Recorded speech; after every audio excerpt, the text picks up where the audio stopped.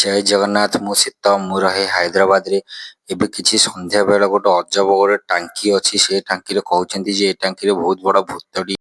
ଦେନ୍ ରାସ୍ତା ବେଳେ ଆସିଲା ବେଳେ ଗୋଟେ ମାଚିସିଟେ ମିଳିଲା। ସେ ମାଚିସିଟାର ଦେଖିଲା ବେଳକୁ କିଛିଟା ମାଚିସି ଅଛି।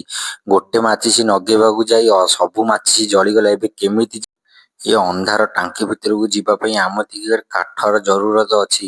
କାହିଁକି ନା ଏ ଅନ୍ଧାର ଭିତରକୁ ବିନା ନିଆଁରେ ଯାଇ ବି ହବନି। ଆମେ ସାଙ୍ଗର ମୋର ଭାବିଲୁ ମୋବାଇଲ ଟର୍ଚ୍ଚରେ ଯିବା ପାଇଁ। କାହିଁକି ନା ଏଇ ଭିତରେ କ'ଣ ନା କ'ଣ ଅଛି କିଛି ବି ଜଣା ବି ପଡୁନି। କିଛି ଉପରକୁ ଯିବାକୁ ଚେଷ୍ଟା ବି କରିବାରୁ ଆମତିକି ବହୁତ ଡର ବି ଲାଗିଥିଲା। ଦେନ୍ କିଛି ସମୟ ପରେ ସାଙ୍ଗ କହିଲା ଏ ଉପରକୁ ଯିବାନି, କିଛି ନା କ'ଣ ଭୂତ ପ୍ରେତ ଥିବ, କ'ଣ ନା କ'ଣ ହବ। ଆଜି ଦିନ ବି ବହୁତ ଖରାପ ଥିଲା। କିଛି ସମୟ ୱେଟ୍ କଲା ପରେ ବି ସାଙ୍ଗ କହିଲା ଚାଲରେ କୋସିସ କରିବା, ଦେଖିବା ଯିବା କ'ଣ ଅଛି କ'ଣ ଦେଖିବା ପାଖାପାଖିର ଭିଉ। ବହୁତ ଦିନ ଏତେ ସମୟ ୱେଟ୍ ପରେ ଆମର ଏବେ ଉପରକୁ ଯିବାର ମୁଡ୍ କ୍ୟାନସେଲ କରି ଟାଙ୍କି ଉପରକୁ ଯିବାର କାରଣ ଏହା ଯେ ଆମେ ଯାଇଥିଲୁ ଦେଖିବୁ ପାଖର ଭିଉ କେମିତି ଥିଲା। ଦେନ୍ କିଛି ସମୟ ପରେ ସେଇଠୁ ବି ପଳେଇ ଆସିଲୁ। ବହୁତ ଅଜବ ସାଉଣ୍ଡ ଆସିଥିବାରୁ ଆମେ ଭୟ ଭିତରେ ବି